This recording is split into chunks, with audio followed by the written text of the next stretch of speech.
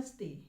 Dear children, this is my next video on the chapter Sectors of the Indian Economy. In my last video, we have read that agriculture still continues to be the largest employment giving sector in our economy. And this is because the secondary and tertiary sectors are not able to create enough jobs. Now in this video we will study how to create more employment. What steps are to be taken by the government to create more employment? Let's discuss the steps taken by the government to create more employment. Number 1. The government must set up banks in rural areas which can provide loan at reasonable rate of interest to construct a well or to buy seeds or fertilizers or any other inputs. The government must set up banks or cooperatives so that the farmers can get loan at very reasonable rate of interest, and this would help the farmers to grow more crops. अगर irrigation के और methods होंगे तो लक्ष्मी जैसे farmers जिनके पास छोटी land है and they only depend on monsoons for irrigation, they are only able to grow one crop a year. अगर उनके पास से इरिगेशन मिल जाए, सोर्सेस ऑफ इरिगेशन मिल जाए और बाकी इनपुट्स भी मिल जाएं, तो they will be able to grow more than one crop in a year. And in some places 2 to 3 crops can be grown in a year. And if more crops in a year means it will create more jobs in agriculture itself. It would help to grow more crops which could help in employment generation. If the government invests money in transport and storage, अगर government transportation और storage में पैसा लगाती है, so many people can get jobs in this area also in the field of transportation and storage. Government can identify, locate and promote. ये 3 words आपको underline करने हैं. Identify, locate and promote industries in local areas. जैसे आसाम में bamboo work बहुत होता है, तो वहाँ पर कोई बैम्बू से रिलेटेड कोई इंडस्ट्री खुल जाए. कहीं पर जो फॉरेस्ट के किनारे विलेजेस होते हैं वहाँ पर हनी कलेक्शन सेंटर हो, या कहीं पर दाल mill, flour mills, cold storage, like the small units of industries can be set up in the village areas so that secondary sector or in the industries jobs can be created, and it will certainly reduce burden on primary or agriculture sector. This is very important beta. ठीक है. In education sector alone 20 lakhs jobs can be created. अभी India में only 50 to 52% children are going school or attending going to college for higher education.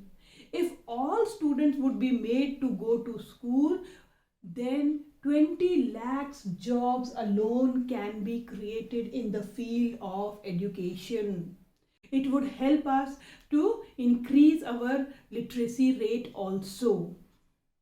In tourism, we know that India is a country of diverse physical features, and all the corners of the country, any state you name, they are famous for their own tourism. For example, in J&K, in Uttarakhand, all the northern states have wonderful scenic sites. In the northeast, in the west, Rajasthan, in the south. So the tourism sector, if it is developed properly, then 35 lakhs people can be employed in tourism alone. Okay, so here the government has to play, state governments must invest their money in tourism sector. Manrega is right to work. Mahatma Gandhi National Rural Employment Guarantee Act.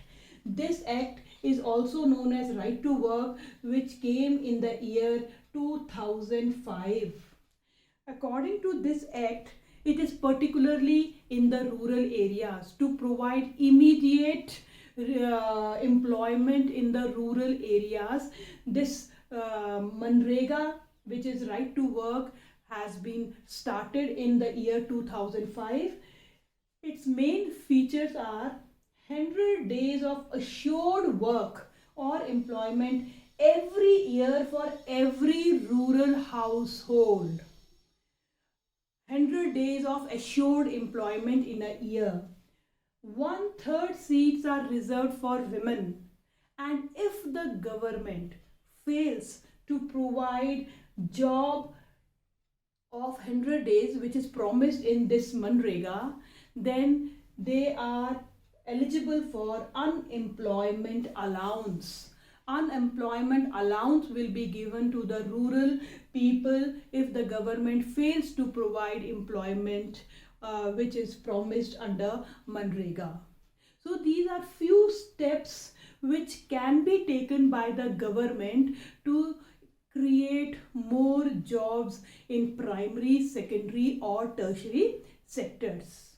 Okay beta, our next topic is division of sectors on the basis of employment conditions. If you remember, in my first video I have told you that in this chapter we will divide Indian economy on 3 bases. First, on the basis of economic activities, which we have read in detail, primary, secondary and tertiary sectors. This division was on the basis of economic activities. Now we are going to study the second basis on the basis of employment conditions. Employment conditions, we can divide Indian economy again on 2 sectors. One is organized sector and the next is unorganized sector. Organized sector, organize word से ही समझ आ रहा होगा, जो चीज़ organised है, सारे rules regulation follow किए जाते हैं, बड़ा डिसिप्लिन्ड है. हम किसी बच्चे को भी कह सकते हैं very organized child, one who follows all the rules regulation, very disciplined child, अपना काम समय पर करता है. और अनऑर्गेनाइज्ड जो सारा स्कैटर्ड है, जो सारा काम उसका अनऑर्गेनाइज्ड है, कि हाँ वहाँ कोई प्लानिंग नहीं है, कुछ नहीं है. इसी तरह से हम इंडियन इकोनॉमी को भी 2 में डिवाइड कर रहे हैं. ऑर्गेनाइज सेक्टर, ऑर्गेनाइज का मतलब होता है where the rules and regulations are followed, they are registered by the government. Okay, they are registered by the government and they follow all the norms, all the acts, minimum wages act, provident fund act, gratuity act, all the acts and all the rules and regulations are followed in organized sector. In unorganized sector, number 1, they are registered, they are not registered by the government and they do not follow any rules and regulations which are followed by organized sector. There is job security. People working in organized sector, they have job security. There is no such job security. यहाँ पर जो नौकरी है, it is on the whims of the employer. Employer को अगर पसंद नहीं है तो वो बिना नोटिस दिए, बिना कुछ किए, तो आपको जॉब से निकाल सकता है. यहाँ पर फिक्स्ड वर्किंग आवर्स हैं. If they are made to work more, then overtime is given. अगर ज़्यादा काम करते हैं तो overtime मिलता है. They are paid overtime.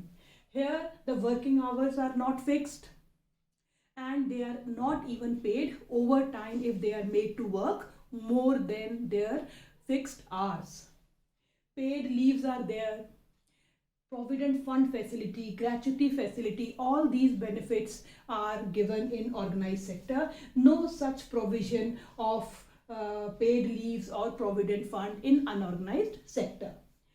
Many other benefits like medical facilities होती हैं, safe drinking water होता है, chances to grow होता है, ये सब facilities organized sector देता है और no such facilities or benefits are given by unorganized sector. सो बेटा इसके ऊपर डायरेक्ट क्वेश्चन भी आ सकता है कि classify Indian economy on the basis of employment conditions. Okay, तो आपको ये लिखना है, ठीक है। What are the facilities, what are the features of organize sector, इसमें ये लिखना है। तो किसी भी तरीके से क्वेश्चन पूछा जाता है, it's a very simple topic. ये अगर याद हो गए तो इसका सब ऑपोजिट आपको यहाँ पर लिखना है।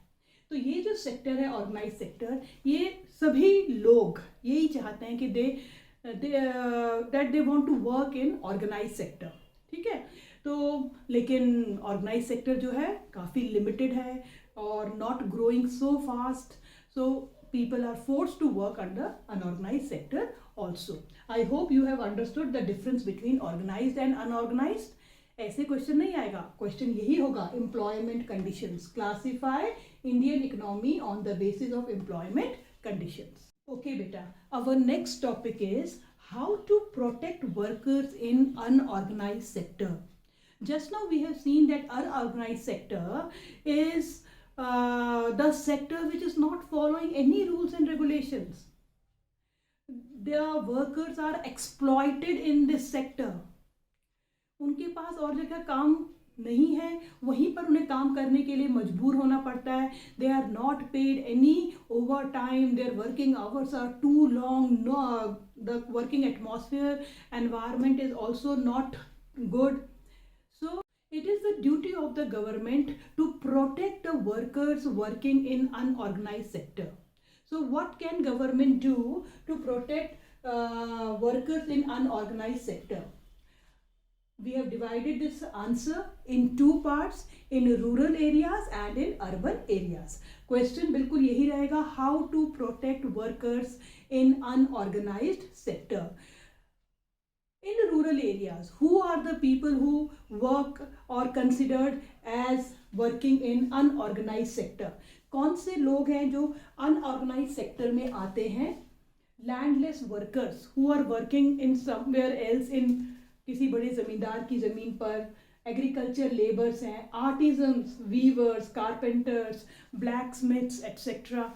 ये जो लोग हैं इनको हम कहते हैं कि they are in unorganize sector. India में जो फार्मर्स हैं, 80% of farmers they are marginal farmers. Marginal means very small farmers, farmers with very small land with them, they are marginal farmers. Many of them are landless also. So 80% जब unorganized sector में काम कर रहा है तो government must take some steps to protect the large number of people who are working as working under in unorganized sector. Now what can government do? The government must support these small marginal farmers by timely provision of seeds.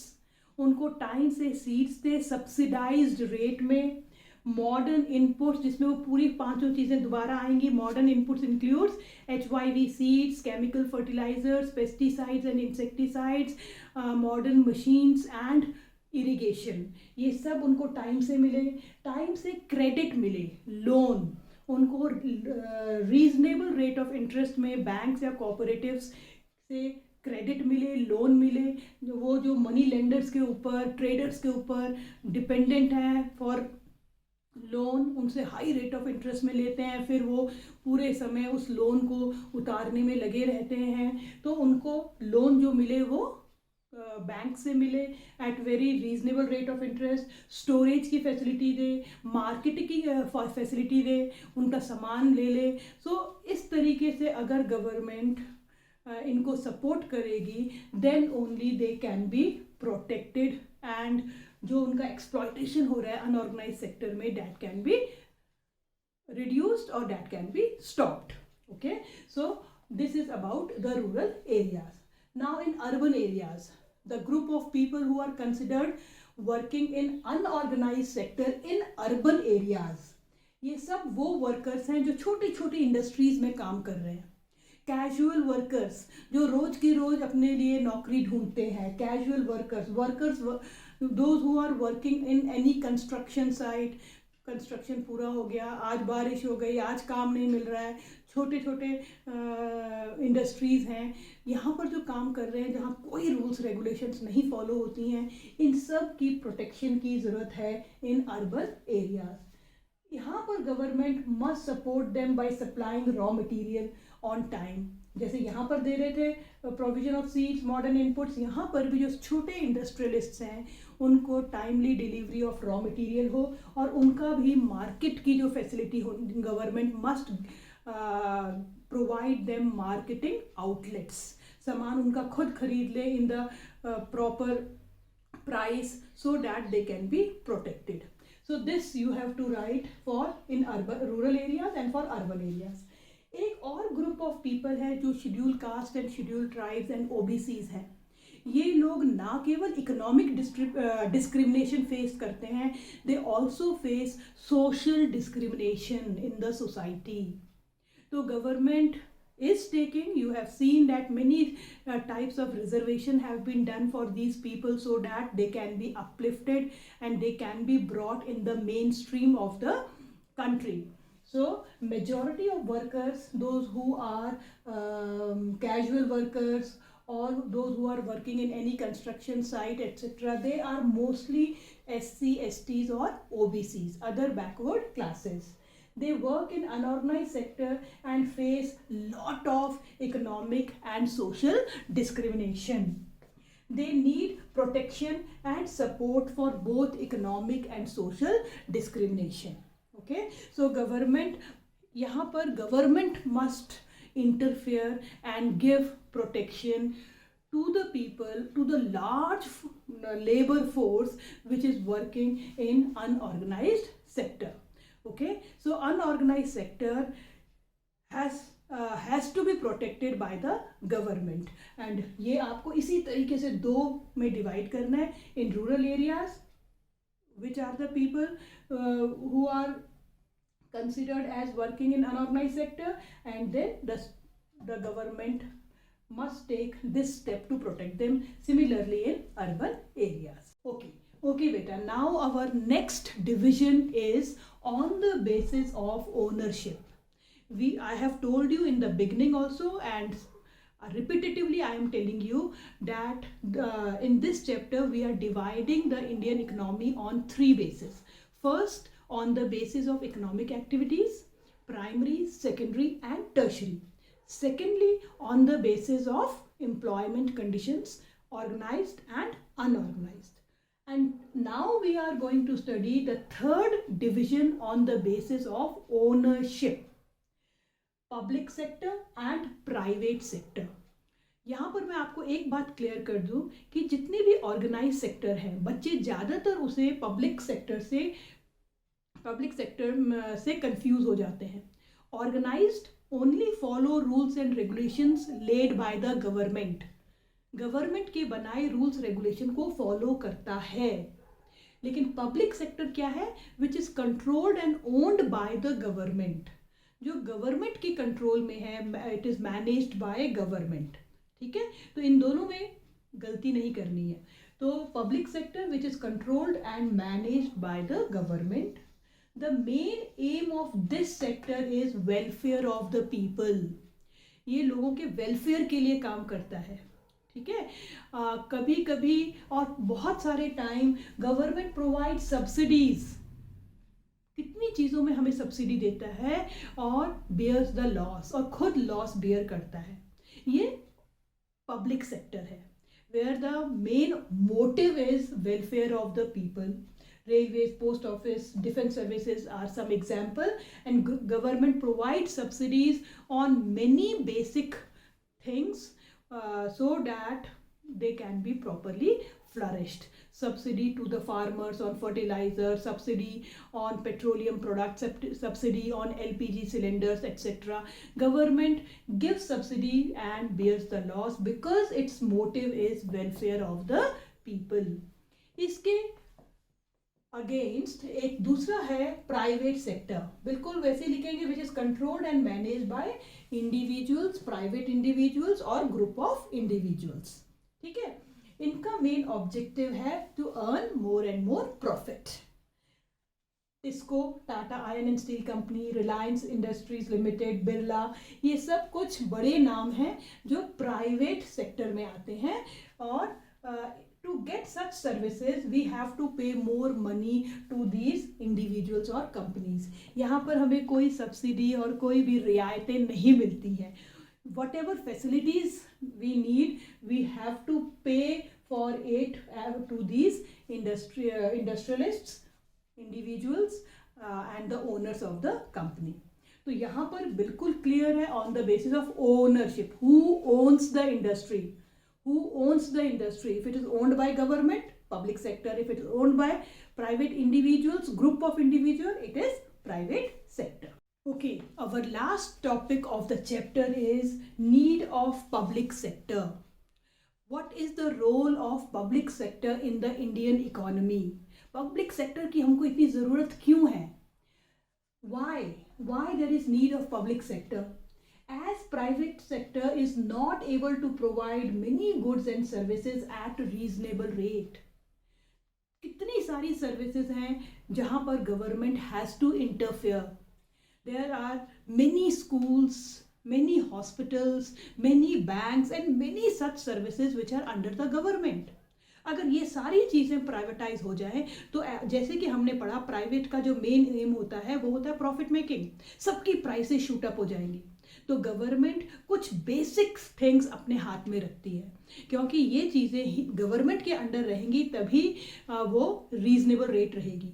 अगर हम water electricity को privatise कर दें तो जो water की बोतल बिस्लरी की जो 20 रुपए की है वो सीधा 200 रुपए की भी हो सकती है. Because in the public sector, in the government sector, government का जो ध्यान है वो वेलफेयर ऑफ द पीपल है, वो उनकी वेलफेयर के लिए काम कर रही है, जबकि प्राइवेट सेक्टर वो अपने प्रॉफिट के लिए काम कर रहा है.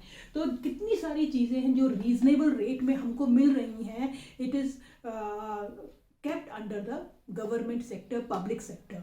Okay, some of the spending needs huge investments.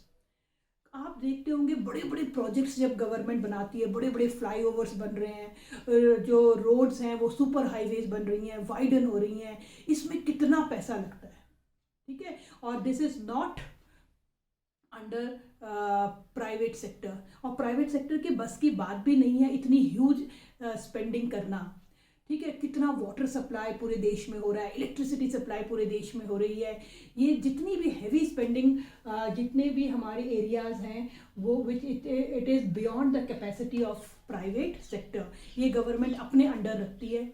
और उसके ऊपर एक और बात कि अगर गवर्नमेंट वाटर इलेक्ट्रिसिटी दे रही है तो हम देखते हैं हमारे घरों में प्रॉपर टाइमली बिल्स आ जाते हैं, वाटर बिल, कुछ इलेक्ट्रिसिटी बिल, टेलीफोन बिल, जो गवर्नमेंट के अंडर है हमारे पास आते रहते हैं.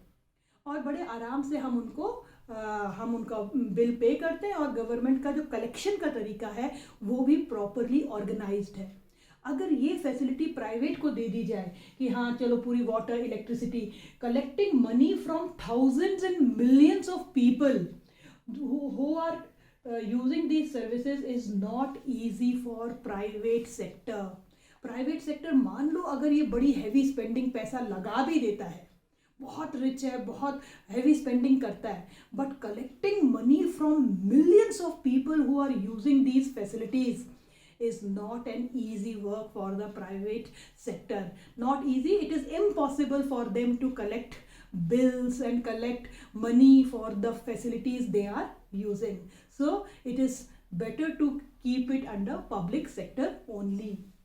Many services like water, electricity, health, education, government keeps it under government sector. कितनी ज़्यादा हमारी इन्फेंट मोर्टेलिटी रेट है, लिटरेसी रेट अभी भी हम वो नहीं अचीव कर पाए हैं जो हमको करनी चाहिए. तो government keeps these facilities like water. ठीक है, clean drinking water is one of the basic need of the people. Electricity, education, health, ये अपने अंडर रखती है so that people can get these avail these services at very very reasonable rate. Hospitals हैं, government hospitals हैं जहाँ पर लोगों का मुफ्त इलाज होता है. तो वो क्यों होता है मुफ्त? Because they are owned by the government. किसी प्राइवेट हॉस्पिटल में या प्राइवेट स्कूल में आपको मुफ्त एजुकेशन मिल सकती है या मुफ्त हेल्थ केयर मिल सकती है? नहीं मिल सकती। It is all under the government, because government wants to give these basic facilities at no cost और at very reasonable rate. Government support both farmers and consumers by PDS, public distribution system. आप याद करिए, हमने 9th में पढ़ा हुआ है ये पब्लिक डिस्ट्रीब्यूशन सिस्टम. गवर्नमेंट किसानों से मिनिमम सपोर्ट प्राइस में उनका प्रोड्यूस खरीद लेती है. ठीक है, वीट को, राइस को, पल्सेस, वॉट एवर ग्रोज, एक एमएसपी पे उसे खरीद लेती है. MSP means minimum support price. अगर मिनिमम सपोर्ट प्राइस पे किसान अगर इससे ज़्यादा बेचना चाहे, अगर सपोज करो मिनिमम सपोर्ट प्राइस आपको समझाते हैं कि 10 रुपये किलो वो गेहूँ बेचता है, लेकिन किसी कारण से बाज़ार में गेहूँ बिक नहीं रहा या फिर बहुत सारा सप्लाई हो गई है, डिमांड कम है, तो उसे मजबूरी में 8 रुपये बेचना पड़ रहा है. तो उस कंडीशन में गवर्नमेंट प्री अनाउंस्ड प्राइस है MSP, minimum support price, government उसे 10, 11, 12 जो भी रेट है उसमें खरीद लेती है. इससे किसान प्रोटेक्टेड हो जाते हैं कि अगर हमारा बाज़ार में ओपन मंडी में सामान नहीं भी बिकता है, there is government to purchase our goods. और उसके बाद इसको वो इकट्ठा करती है, बफर स्टॉक बनाती है और पीडीएस शॉप्स के थ्रू, फेयर प्राइस शॉप के थ्रू कंज्यूमर में बांटती है बहुत ही रीजनेबल रेट ऑफ इंटरेस्ट में.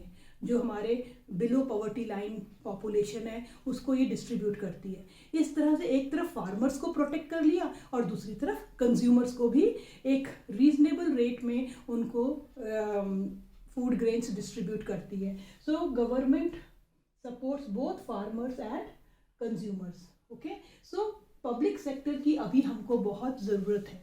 हो सकता है कुछ ऐसे डेवलप्ड कंट्रीज़ हैं जहाँ प्राइवेट सेक्टर हैज़ फ्लरिश्ड, वहाँ पर सब चीज़ें प्राइवेटाइज्ड हो चुकी हैं. हम लोगों के यहाँ अभी धीरे धीरे प्राइवेटाइजेशन हो रहा है. जैसे स्कूल्स हैं वो अब धीरे धीरे प्राइवेटाइजेशन की तरफ जा रहे हैं, प्राइवेट स्कूल आ रहे हैं, हॉस्पिटल्स प्राइवेटाइज हो गए हैं, बैंक्स प्राइवेटाइज हो रहे हैं. But there are many facilities like water, electricity, which the government has to keep under public sector. It has to be controlled by the government only. Okay, so here we have finished our this chapter. I hope you have understood everything in detail, all the 3 classifications and whatever in between we have read. So thank you so much. Have a wonderful day.